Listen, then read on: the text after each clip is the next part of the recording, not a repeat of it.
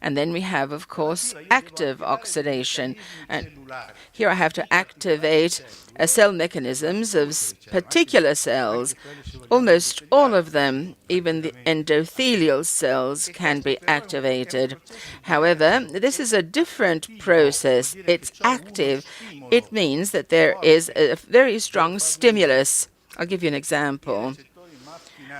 MAP kinase receptors that are on macrophages are actively stimulated when there is oxidation. Lipocytes of abdominal lipids in a person who does not have a metabolic syndrome yet have MAP kinase receptors, for example, that are stimulated by uric acid. So you can see how there are various substances that are produced and are endogenous that can trigger this type of process. It's called inflammatory redox because the cell becomes active and produces a series of pro-oxidants. I'll give you an example. If I turn the light on, the light bulbs go on, and I have attached a switch, for example, and I have this passive oxidation. Now, if I use another switch to turn the heating on, you can understand that the type of energy that I consume and the type of pollution I produce is different. And this is an active type of oxidation, which, however, has an inflammatory value. Let us therefore assess this oxidating stress. We have an expert here who is Professor Iorio, who's tested various types of oxidative stress. Well, I wish to dwell on 3 points essentially. DNA, the oxidation of the DNA. DNA, as we all know, tends to lead to cancer. Hydroperoxides, which are in the membrane and circulating, and the isoprostanes, which are essentially membranic, because that is essentially where they develop in the membrane.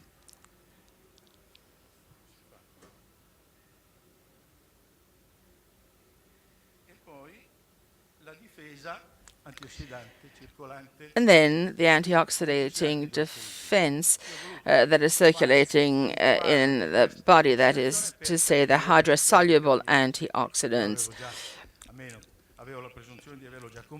I had the presumption of believing that I had already understood this, but I wanted to prove what I'm saying. Let us now come to the point.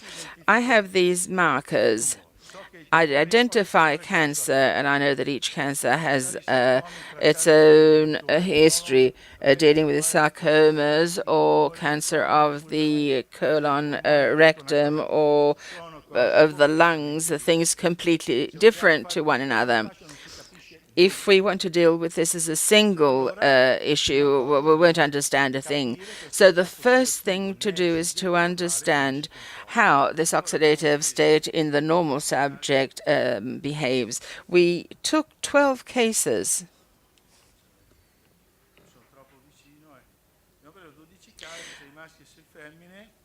6 males and 6 females, aged 25, 35. They were not undergoing treatments. They were not taking oral contraceptives. They did not take food supplements. They did not smoke. 8-day protocol. What we assessed were the following markers: hydroperoxides, isoprostanes, DNA, oxidated DNA, antioxidating reserves, plasma, urine, saliva, and the inflammatory index.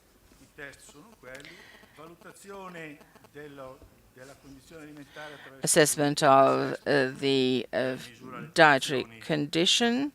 We had the measurement of the daily intake in this manner. So what happened? We had 1 week of run-in to see how and what they ate. 3 days of normal diet, and on the 4th day they took an antioxidant at 8 a.m. And 3 days of low antioxidant diet.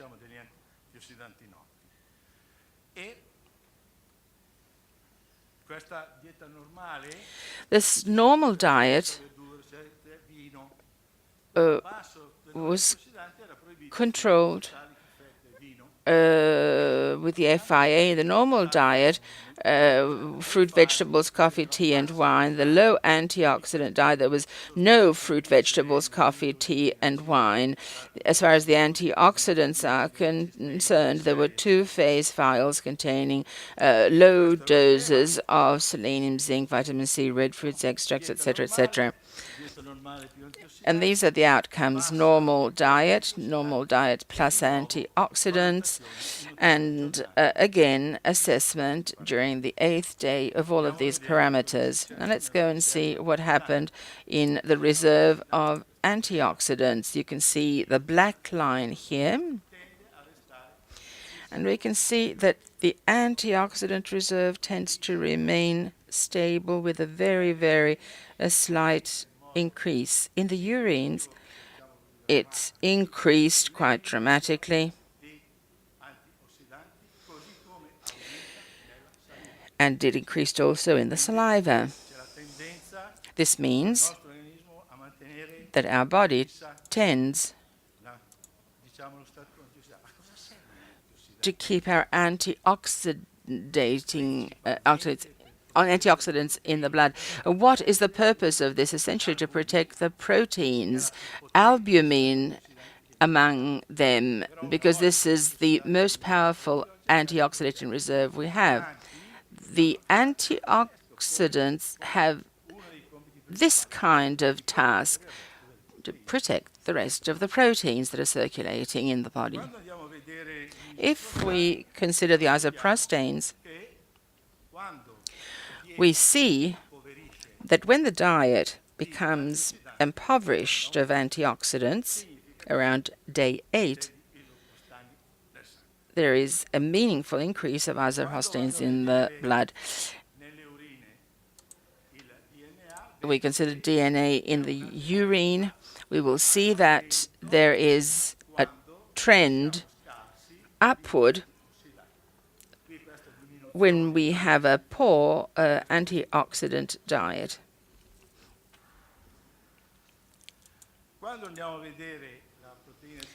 If we consider CRP milligrams per plasma, we'll see that the trend rises when there is a privation of antioxidants. What does this mean?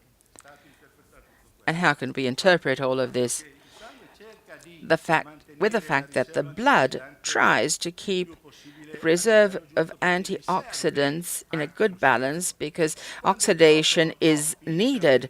But when there's a surplus, it simply releases them. Where? In the urine and in the saliva, and also in perspiration.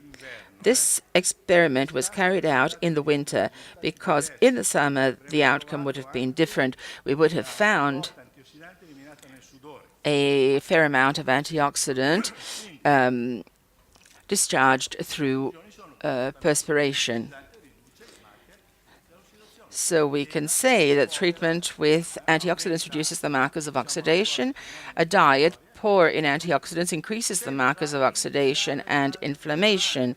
Oxidation seems to start from the membranes because the increase in oxidation in DNA was not detected in the urine. What does this tell us? It tells us that the early markers of oxidation in a normal subject are the membrane ones, and they're not those that refer to the nucleus, that is to say, to the DNA or to the mitochondria.